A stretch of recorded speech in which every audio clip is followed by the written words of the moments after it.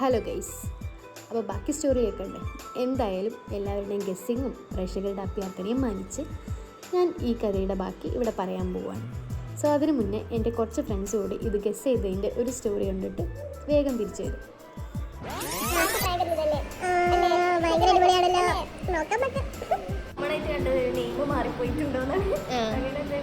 അപ്പം അത് ഒരാൾ ഗസ് പറഞ്ഞു, ഞാൻ അടുത്താണ്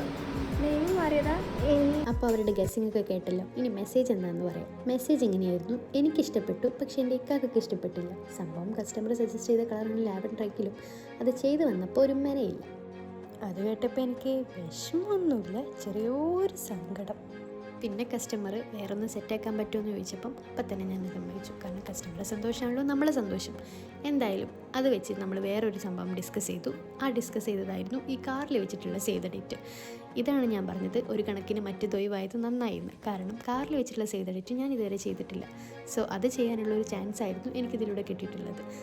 സോ ഒരു വാതിലടഞ്ഞാലും മറ്റൊരു വാതിൽ എന്തായാലും തുറക്കപ്പെടുമെന്നേ.